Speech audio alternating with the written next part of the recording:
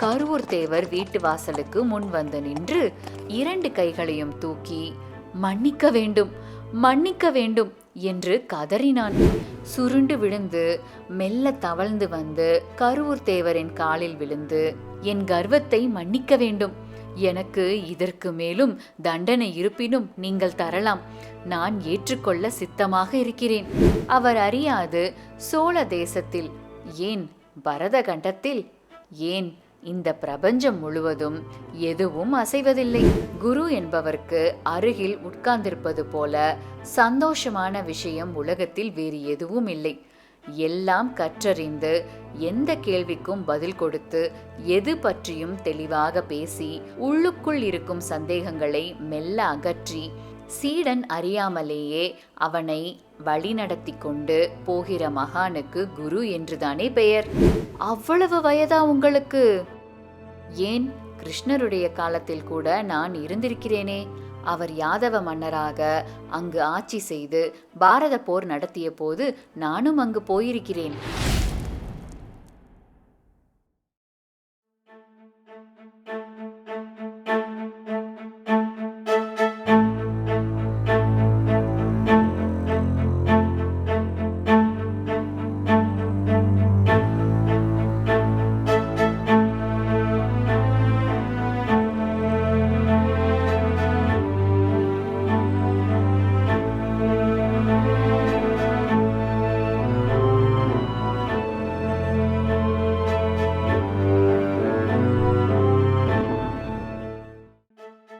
வணக்கம். உடையார் பாகம் 1 அத்தியாயம் 19ற்கு உங்களை அன்போடு வரவேற்கிறேன். வாங்க கதைக்குள்ள போகலாம். அந்த மெய்க்காவல் வீரன் பல்வேறு விதங்களில் அந்த குதிரையை நிறுத்த முயற்சி செய்து தோல்வியடைந்து மறுபடியும் குதிரையை உடையாளூர் நோக்கி திருப்பி வந்தான். காலையில் சூரியன் உதயமாகி 3 நாளிகைக்கு குதிரை ஏறியவன் இருட்டி 2 நாளிகை பொறுத்து கருவூர் தேவர் வீட்டு வாசலுக்கு முன் வந்து நின்று 2 கைகளையும் தூக்கி மன்னிக்க வேண்டும், மன்னிக்க வேண்டும் என்று கதறினான். முத்தான பொன் நங்கையை நோக்கி கை கூப்பினான். இடைவாளை கலற்றி தரையில் எறிந்தான். தலைப்பாகையை உருவி தரையில் போட்டான். மேல் சட்டையை கலற்றி இடப்புறம் வீசினான். இடுப்பு வேட்டியை உருவி வலப்புறம் வீசினான். அவன் வெறும் கோவணத்தோடு குதிரையில் உட்கார்ந்து கொண்டிருக்க குதிரை எகிரிக்கொண்டே இருந்தது. போதும் என்று ஒரு வார்த்தை கருவூர் தேவர் சொல்ல குதிரை அமைதியாகியது.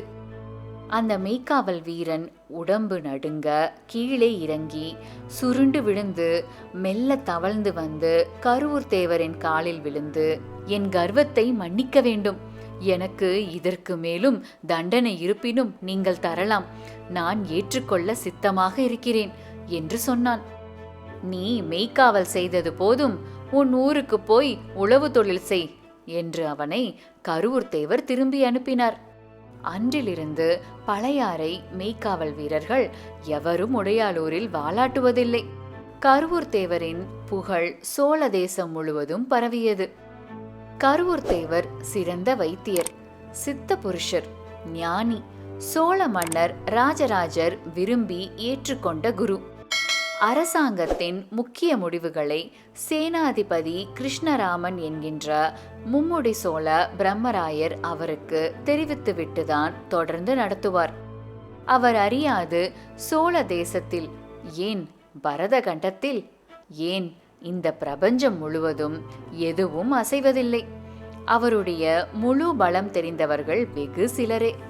அருண்மொழி பட்டரின் அப்பா சேனாதிபதியான கிருஷ்ணராமன் என்கின்ற பிரம்மராயர் உடையாளூருக்கு அருண்மொழியை அனுப்புகிற போது மறந்து போயும் அவருக்கு எதிரே மரியாதை குறைவாக ஒரு வார்த்தை கூட சொல்லிவிடாதே, மரியாதை குறைவாக ஒரு எண்ணம் கூட தோன்றவிடாதே, உன் எண்ணம் தோன்றுகிற போதே உனக்கு முன் அந்த எண்ணத்தை அவரால் அறிய முடியும். கருவூர் தேவர் எல்லாம் கடந்தவர், எங்கும் இருப்பவர். அவர் இறைவனின் அம்சம்.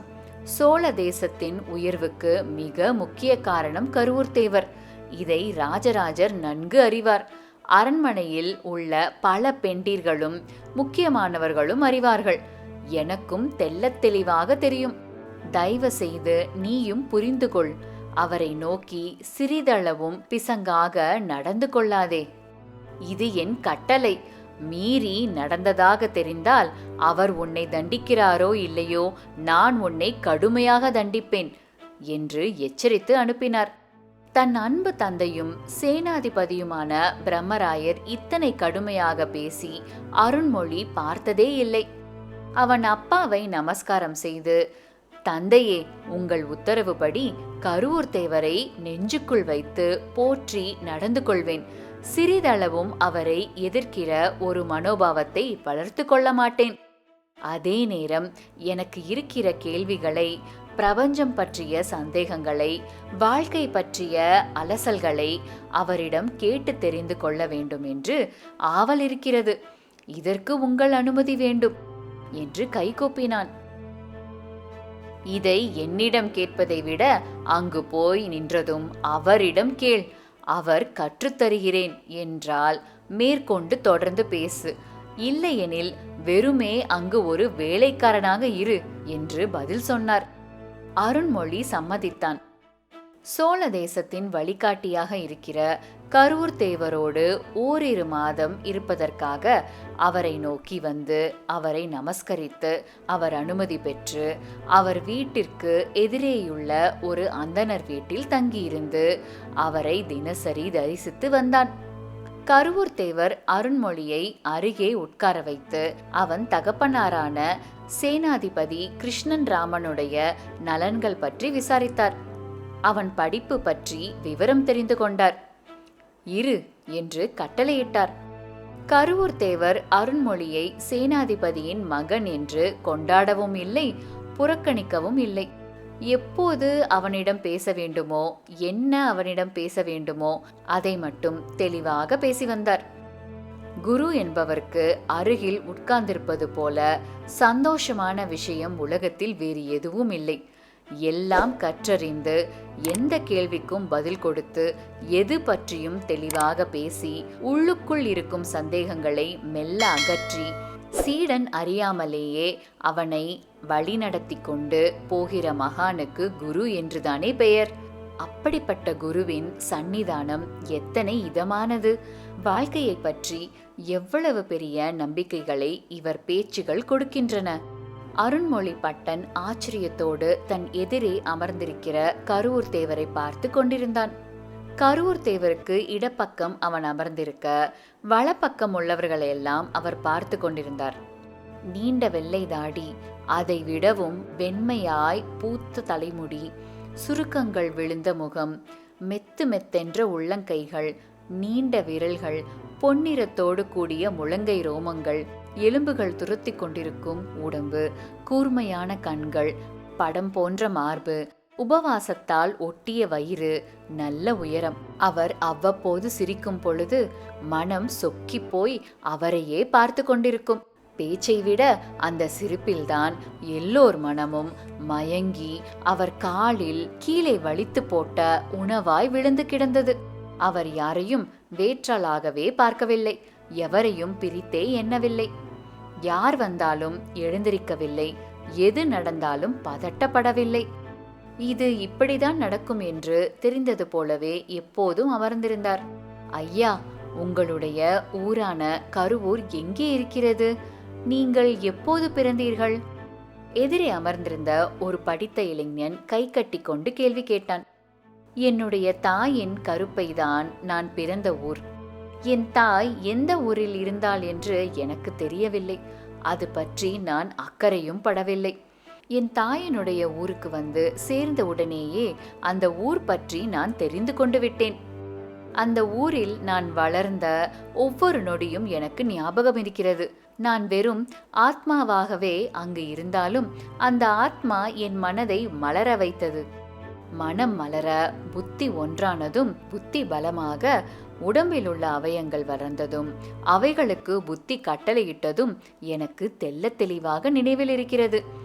எல்லா மனிதர்களுக்கும் கருவில் வாழ்ந்த காலம் நினைவில் இராது. அதனால்தான் அவர்கள் மனிதர்கள். கருவில் வாழ்ந்த காலம் எவனுக்கு நினைவில் இருக்கிறதோ அவன் தேவன். நான் சாதாரண மனிதன் அல்ல, நான் மனிதர்களுக்கும் மேலே என்பதால்தான் என்னை தேவன் என்று அழைக்கிறார்கள். நான் கரு என்ற ஊரில் பிறந்த மனிதனில்லாத தேவன் இனத்தை சேர்ந்தவன். நான் சொல்வது ஜாதியை அல்ல, என் நிலையை. ஐயா, இதைத்தான் கருவிலே உதித்த திரு என்று சொல்கிறார்களா? சொன்னால் கேட்க நன்றாகத்தான் இருக்கிறது. ஐயா, நீங்கள் பிறந்த ஊரை எனக்கு தெரிவிக்க வேண்டாம். நீங்கள் வாலிபனாக இருந்தபோது யார் அரசாண்டார்கள் என்பதை சொல்லலாம் அல்லவா? ஆஹா, தாராளமாய் சொல்லலாம். நான் வாலிபனாக இருந்தபோது ராமர் அரசாண்டார். என்ன? ராமச்சந்திர பிரபு அயோத்தியை தலைநகராக கொண்டு பரதகண்டம் முழுவதும் அரசாண்டிருந்தார். அவ்வளவு வயதா உங்களுக்கு? ஏன், கிருஷ்ணருடைய காலத்தில் கூட நான் இருந்திருக்கிறேனே. அவர் யாதவ மன்னராக அங்கு ஆட்சி செய்து பாரத போர் நடத்திய போது நானும் அங்கு போயிருக்கிறேன். கூட்டம் வாயடைத்து நின்றது. ஏன், நான் சொன்ன பதில் உனக்கு திருப்திகரமாக இல்லையா? கை கட்டி கேள்வி கேட்டவனை உற்று பார்த்து கேட்டார்.